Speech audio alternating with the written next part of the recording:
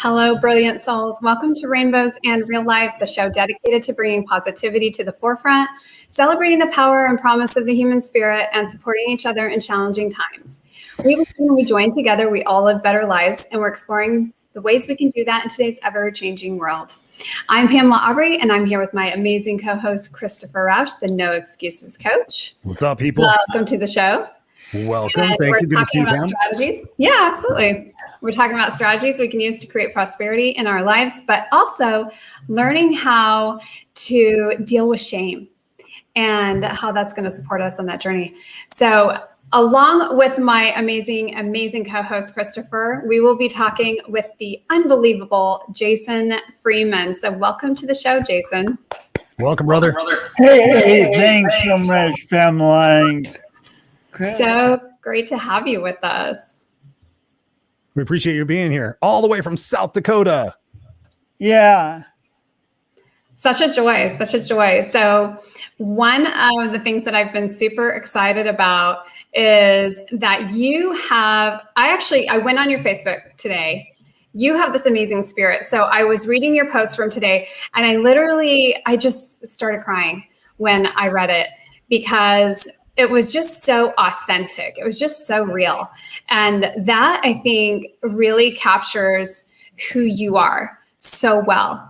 And I love it when I really get to see someone's spirit, because I feel like we're kind of we live in this world where we don't get to see that very often, right? We don't really get to appreciate people for who they really are.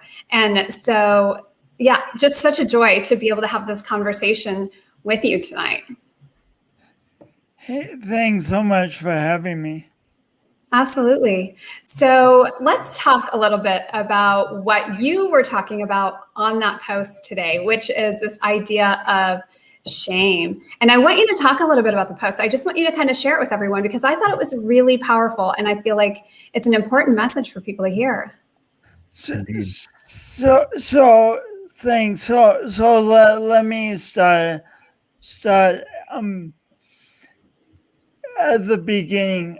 I mean, we all get to have various challenges in life, and they come in many different varieties, and somehow I knew this when I came into life, so I was excited to get started. So I came out a few weeks early and surprised my folks in the middle of the night. Surprise! And right away, I noticed it wasn't the smartest thing to do because adults are either sleeping or they're busy doing other things in the middle of the night. And either way, they don't really want to be disturbed. And in the process, my umbilical cord became kinky like a garden hose. Hence one of the kind boys called a speech impediment and some coordination differences. And I mean, so that was the challenge that came to me. Everyone has a story of how challenges came to them. Like, how did the challenge of 2020 come to each of us? And we each would have a particular story. And we can either respond to that story by taking step by step to move forward, or we can respond in shame. And for many years, most of my life, I responded in shame. And shame is just so insidious, right? Yes. Mm-hmm. What would you say your definition of shame is, just for our viewers and ourselves, just to make sure we plant a foundation of what shame really is? Because I know when I talk to people about that and various emotions, sometimes I find out the root of the problem is that they're blaming something on a word or a definition that they don't really understand. So from your perspective, this is the expert perspective. What does shame mean to you? Describe it to us so that we know that.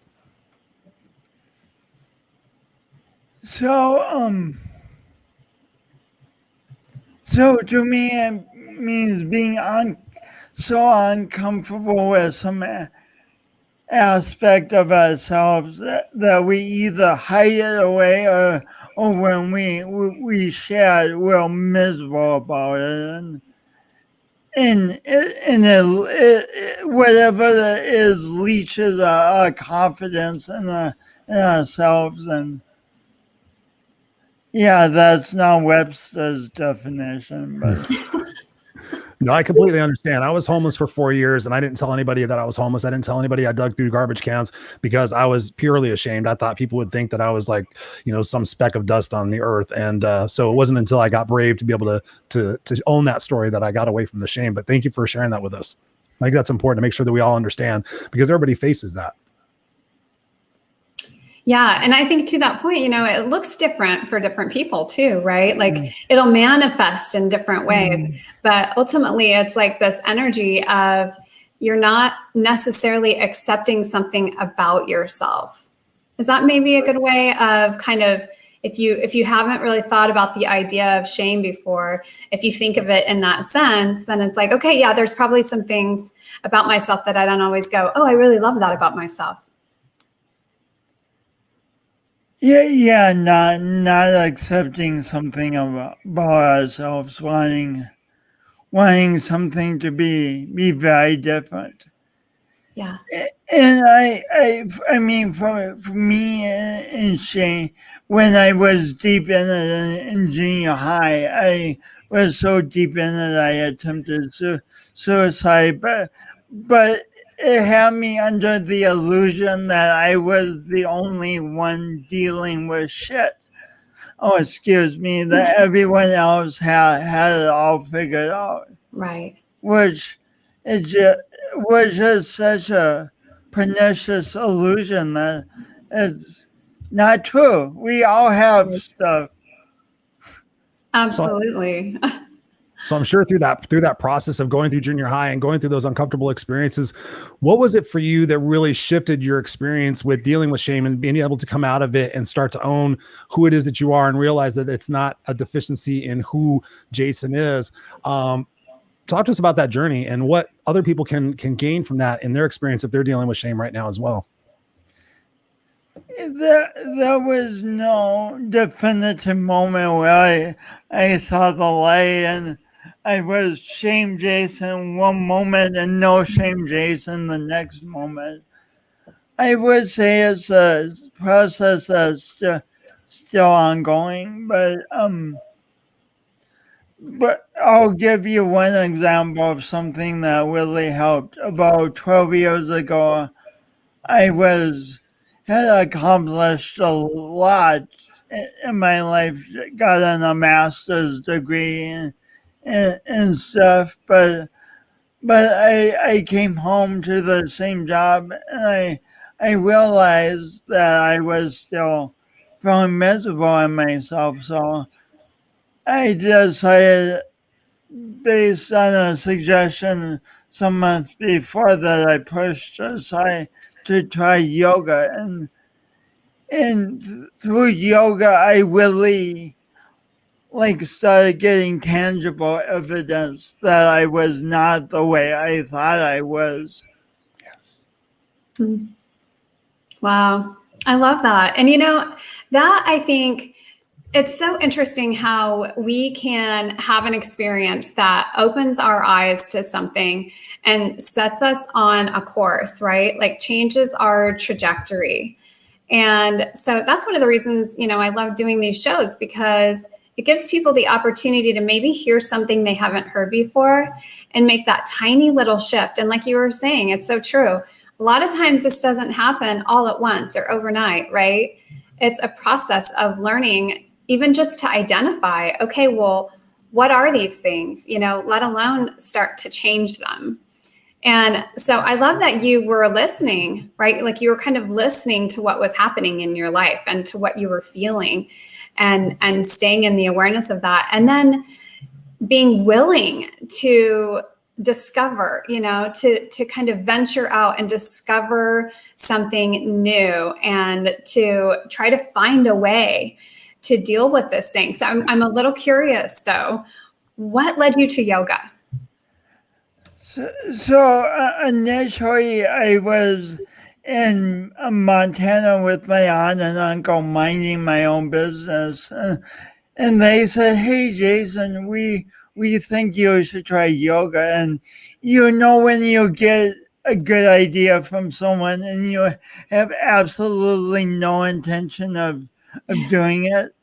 So initially I was like, yeah, yoga, great idea. In the back of my mind, I'm like, I have cerebral palsy.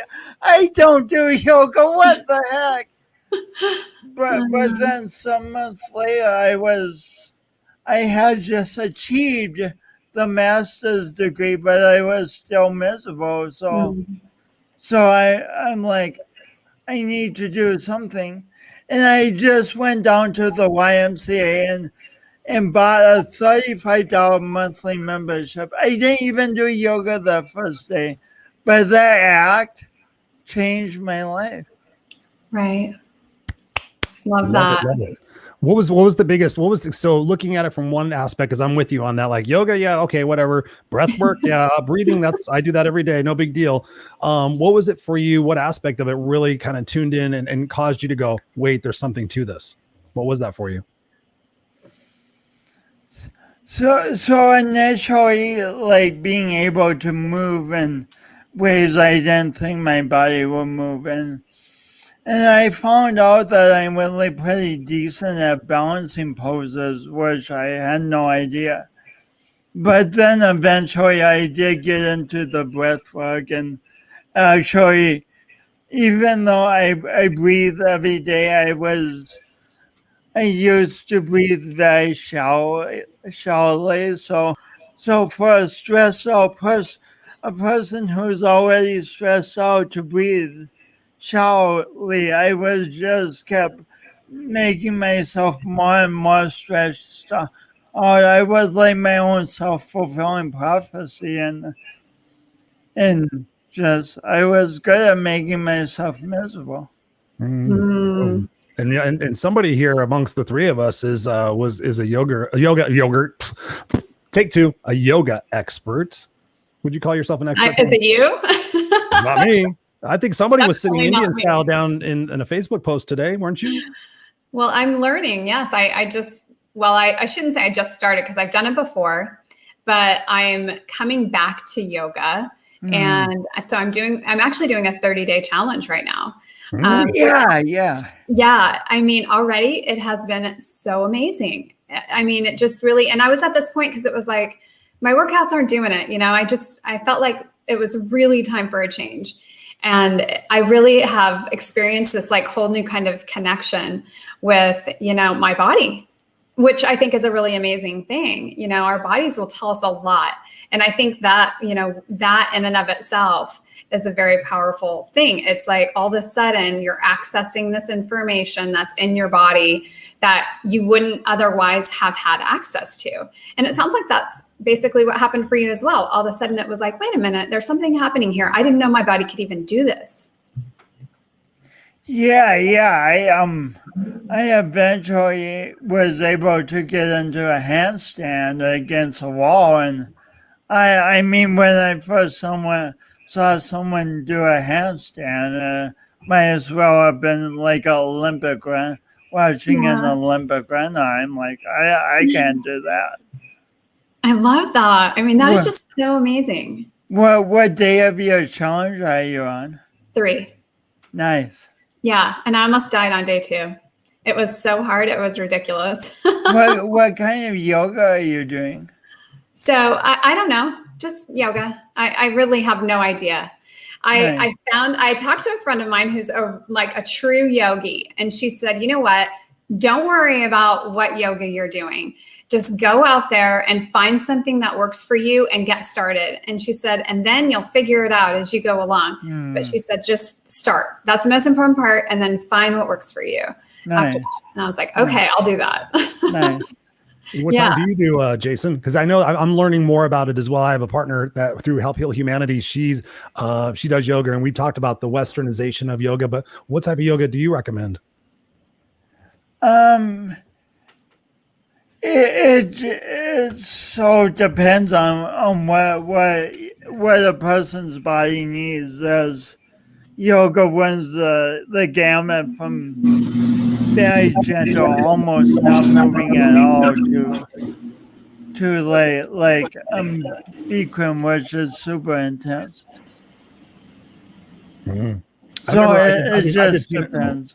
Oh, I did P90X for a year and a half, and part of that was there was a module in there was called Playa or something like that. It was Pilates and yoga. That was my first introduction to yoga. I was like, I won't say that word, but I was like, no. But I actually did it, and it actually really, I mean, I was amazed. Like, okay, holding a stretch, what the hell am I going to do with that? And all of a sudden, you're just like sweating buckets and realizing, wow, there's a lot to this, and the breathing stuff. I love it. I do it every other night, at least. That's awesome. Getting that breath, getting in tune to your body and everything. I mean, that's the most important thing. And being able to do this. When I think about, your experience and everything, what people are so caught up in perfection, right? We were kind of like talking about this before we started the show. We talk about this perfection, and we talk about it, especially here on the show, about, operating through, your ego versus, actually operating through your authentic soul. What has that journey been for you in dealing with other people as they approach you and try to understand Jason?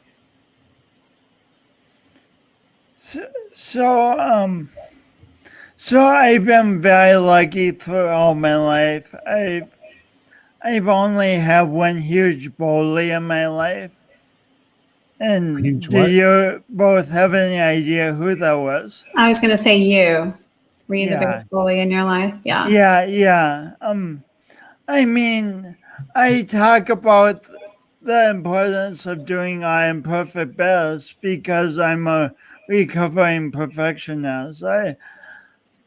I mean, all things being equal, I would have loved to have been born not having a speech impediment, having normal coordination and all that, but we just do not get we don't get the perfect hand of cards, and if we're going to do new things in life, like try yoga for 30 days or P90X, we just aren't going to be perfect when we start something new. It's just, I mean, even as we grow, we're not going to be perfect. So I like talking about doing our imperfect best, which means we have the best we want to achieve in mind. And then we go for it, and as imperfections come up, we learn from them and use them to move forward instead of using them as an excuse to stop. So powerful. Love and it. I know that you talk to kids a lot. You do a lot of speaking in schools. I would love to, hear the feedback that you're getting from kids. What are some of the things that, we can be doing as adults too, to kind of help our kids to understand shame a little bit better and to have a better relationship with themselves? Great question. Yeah, great question. I usually speak to groups. The biggest is 1,800 high school students. So I don't know so much on an individual level working with kids day to day, but I would say from my own experience,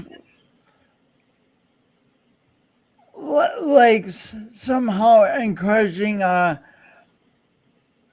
the kids around us to express what they're really feeling. Mm-hmm. When I got into trouble in junior high, I was putting on the happy face. Well, inside I was being brutal, and I was at war with myself, and I'm surprised smoke wasn't coming out of my ears. And this is the gesture for smoke coming out of. Got it. So encouraging kids to be real. And another thing I wish is that more teachers had role model for me that they were imperfect in their own lives, because I think sometimes we maybe this is just what I picked up on, but I thought all adults were perfect, and I thought this was something I could never live up to. And now that I am an adult, I'm like, I was a little bit mistaken about that. I Just can a relate to touch. that. It's funny. I wasn't perfect as a kid, and I'm still not perfect as an adult by any long shot. In fact, I feel like I am a lot better at being imperfect. Somehow that comes so much more easily. Well, Yeah, it's funny. I'm pretty much a natural at being imperfect. Exactly. Are you familiar with geez, I just freaking forgot her name. Vulnerability lady. Brene Brown. Brene Brown, Gifts of Imperfection. You were saying imperfection. I was like thinking about Brene Brown. Are you familiar with her work? Yeah, a little bit. I've seen her TED Talks and stuff. I highly recommend it. There's a series, I think it's on Audible. Yeah, it was on Audible. It's a live recording of a 5-day class that she did on vulnerability. It changed my perspective massively. And I listen and I read a lot of books and I get little nuggets out of here, but like The Big Leap, or there's a few books that I always go to. Like I tell people, if you read these 5 books, your life will be massively different. Just go read them. And most people don't read them. They go bitch about them. But anyways, her talk on vulnerability really opened my eyes up, because I was still trying to be a strong guy. I would tell people I was homeless and everything, but in that aspect, people always thought I was perfect. Like, Chris, you have so much energy and everything's so great. And you're always so positive and blah, it must be nice to be you and all this other crap. And I'm like inside going, dude, you don't know how many walks I take a week where I sit there and convince myself to keep going. You don't know how many times that I sit alone going, fuck, I feel like I'm alone in this world by myself in a full room full of people.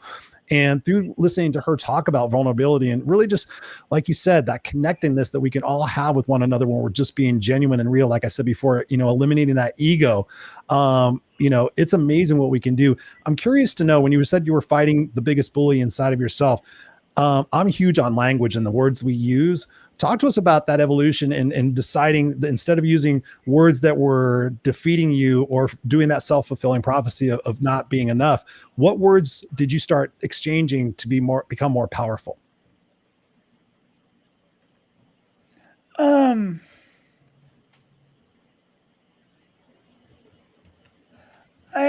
don't know that I consciously. So I'll tell you one moment that changed my life. This was about let's say 11 years ago. I was sitting in a car with my friend Ina Lucas. She was just dropping me off, and we were talking, and I was really aching about my voice, and she's like, Jason, your voice is a gift. And I'm like, what? Complete paradigm shift, because I always thought of it as a weakness, as something awful, and for it to suddenly be a gift. And then I started using it more as a gift and went more into being a professional speaker and such. And as I used something as a gift, it became more of a gift. And so it was just the cycle, like I would get a standing ovation from an audience, and then I would see them reflecting a gift back to me. So then I could use it more confidently, and then I would get more confident feedback, and it just kept. That's beautiful. I guess I'm into cycles and smoke coming out of my ears today. As long as it's good smoke, baby. Good smoke. Right, Inhale it, puff it out, smoke And it. good cycles. Good cycles. Yes. No, I mean, I love that, because I think a lot of times, the limits that we put on ourselves are imaginary, right? I mean, it's when we do something that we think we can't do.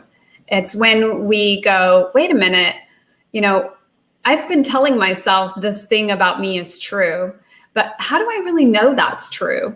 Have I ever tested this? Have I ever, done this thing that is so far outside of what I've been telling myself that, and if we haven't, then we haven't really tested our own belief at all. We've just come up with this story in our heads, right? And I think, for as a kid, especially, when you're growing up and you're in this environment of you're being told, what's perfect, and you're being told what you're supposed to be like and how you're supposed to fit in and all these different things. It's very challenging to figure out who you really are in the midst of who you're trying to be, right? And so it isn't until you actually have that opportunity, like, to sit with yourself and go, okay, well, wait a minute. Like, how many of these things I'm being told I'm supposed to be are really who I'm supposed to be? And, what's wrong with who I am? Like, why can't I do these things that I think I can't do? Or why can't I be these things that I think I can't be? Right. And to really start to question some of those things. And so I am curious for you. I mean, what finally pushed you to the point? And I know you said, you got your master's, you still weren't happy, but what was that moment, kind of that light bulb moment as a kid when you were growing up, that took you to that next place of, I'm going to keep going, even though I don't know if I can?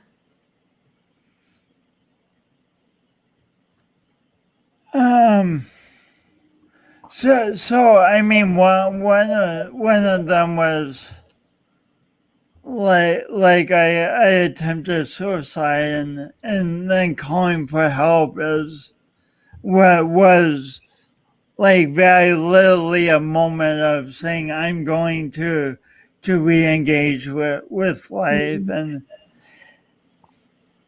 in that moment I learned a few important things. I learned that trying to be a perfectionist was not working for me. It was taking me in the opposite direction. And then I learned that to engage with life, we often need to ask for help. Like even the yoga thing, I mean, that was all about like teachers who had gone to yoga training, who had given the heart to learning this very challenging thing, and able to teach, and just asking for help so many times has pushed me past where I thought my limits were, and helped me turn limits into gifts. I love that. You said earlier, and I want to tie that into it. You said earlier something about, doing our best. And it's something that I've been infatuated with the last couple of years. Ask Pam, what is your definition of best? Because when people say, and I found this out for myself. One day I was doing something and I said, well, I did the best I could. And I stopped and I paused because I really listened to the words that we say to ourselves and the statements that we use on ourselves big time. And I was like, my best. Was that my best? Long story short, it was not my best. And I started digging into the what are the ingredients of somebody doing their best? What is that, in your opinion, of doing your best? How do you know you did your best? I would say, for me, I'm doing our best at the ever expanding concept, because like when you do yoga, Pamela, your best today probably will be a lot different than your best on class number 30, because you just what? Let's hope so. Because we just learn as we grow. So I would say it's an ever-expanding concept, but it's also important, like you said, Christopher, to realize those times when we're kind of glossing, saying, "Oh, we did our best," and it's some of those times we have an opportunity to dig in and say, what can I learn so I can do better? Mm-hmm. Yeah, I think, too, this ties into something we were talking about before we got on the show, is that we're seeing that shame has kind of become acceptable in some ways in society again. And it's like, it's okay to shame people for this or shame people for that if they don't agree with you, or, they're doing something different than the way you do it. And I think, to this point, that's really what's really happening, is we're shaming ourselves on some level, right? And then we're just projecting that shame out to other people. And so giving ourselves the gift, really, allowing ourselves to go, yeah, I'm not perfect, but I don't have to be, right? Like just that one simple step can help us at least begin the process. And I know, you're just talking about this as well, Christopher, Brene Brown, her book, The Gifts of Imperfection, that was a game changer for me. All of a sudden it was just like, wait, what? I don't have to be perfect. What? I was like, me? Right. What a novel idea, the right? And so I think sometimes, it takes even just that very first step of going, okay, wait a second, what are these thoughts and beliefs that I've had that really just aren't aligning with reality? And I think your message is the same thing. That's what I'm hearing from you, is that you came to this place of going, wait a minute, why do I have to be like everyone else? What's the point in that, right? Like, what's wrong with just being me? And why can't that be an amazing thing? Yeah, like, can't that be an amazing thing? And then from that point, growing as me, growing as myself, instead of trying to also grow, trying to always grow into someone else. Yeah. There's so much freedom in that. So true.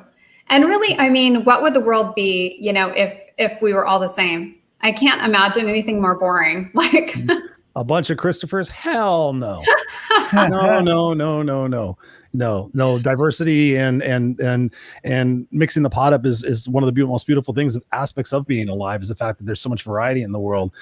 You had said something before, and I want to touch on this for a minute. Like trying to find happiness, trying to find that inner peace. What does that look like for you today? What brings you happiness? What are some of the things that, maybe retrospectively you maybe took for granted, that, like when she said, your smile is your gift? What can we help the listeners and the viewers with, whether watching this now or watching this on the replay, with some insights on how they can possibly shift their perspectives now and avoid maybe having regrets later? So what does happiness mean for you, and what can we do to help other people find that as well? So for me, happiness is a lot of just enjoying very simple things, like when I'm meditating, which I do now, and instead of yoga, because I've moved from San Diego to South Dakota, but during my meditations, I enjoy the sensation of breath going in and going out. I also love taking photos, and I go to tons of small towns and take photos of unique things that probably a lot of people who live there just see every day. So they take for granted. But I find so many beautiful things. And then happiness is also for me like constantly noticing when I'm trying to hold myself to a perfectionistic standard and stepping back and saying, hey, I'm doing what I can. I can learn more and make progress next time, but it doesn't need to be so perfect that I just miserable and white knuckling it. Enjoy the moments. The biggest thing I've learned, honestly, Jason, in this life, and I go back to it all the time. I'm actually going to tattoo it right here on my wrist here pretty soon, are moments.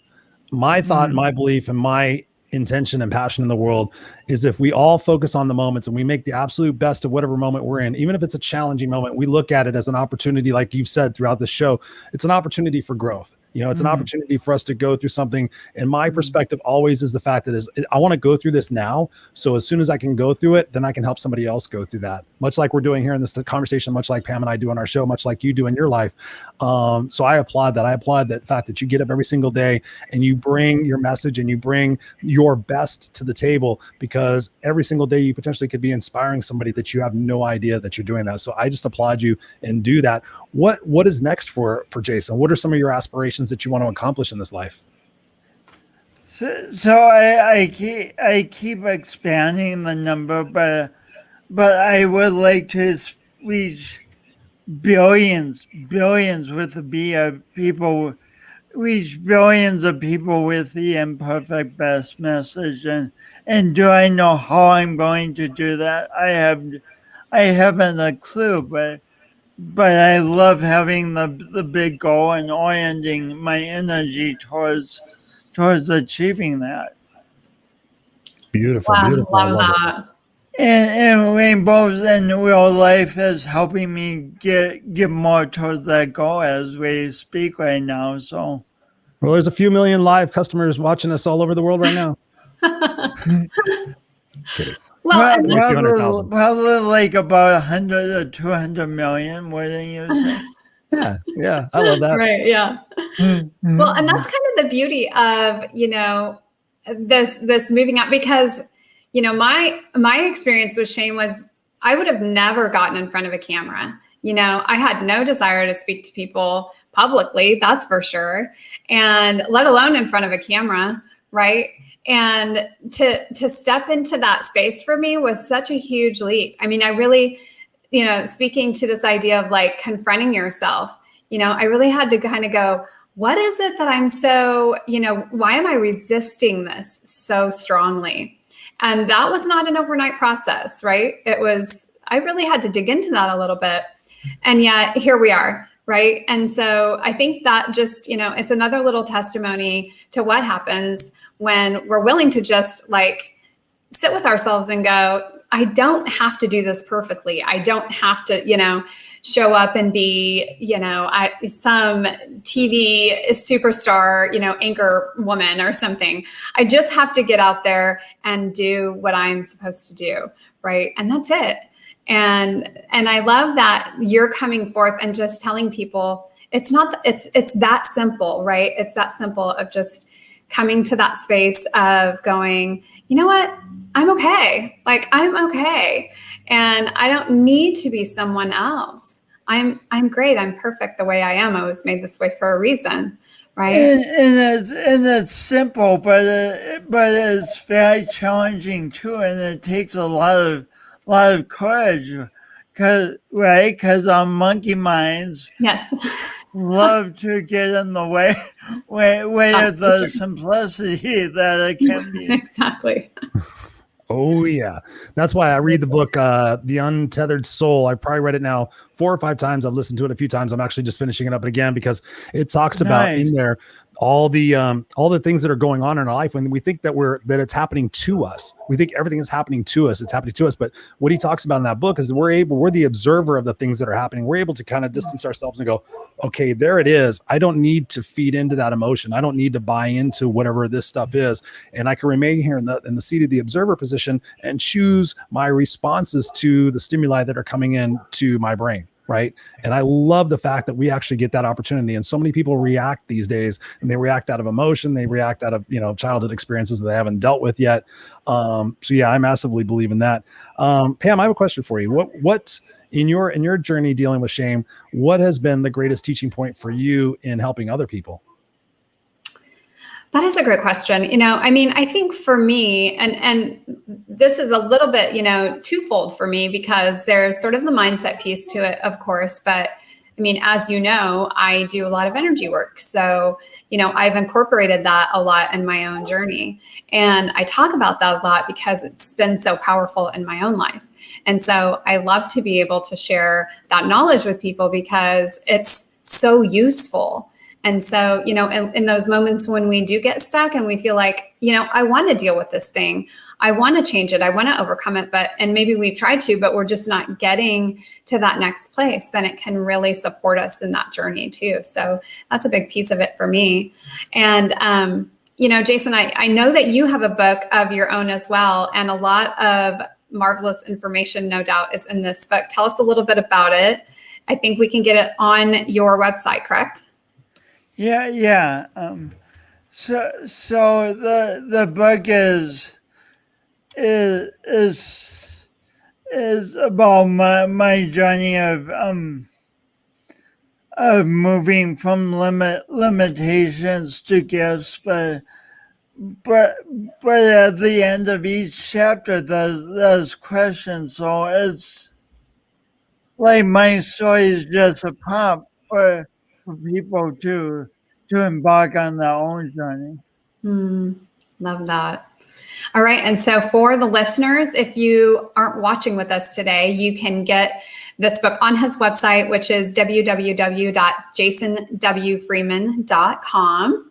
So that's pretty easy. And then if our listeners want to connect with you on Facebook, they can do so as well, correct? Reach out to you directly. Yeah. Please. I do really like Facebook. So wonderful. Yeah. Well, I want to encourage everyone to do that. I don't have to promote you because you promote yourself so very well. Your spirit just exudes out of you. And, it's a blessing to be here and have this conversation with you.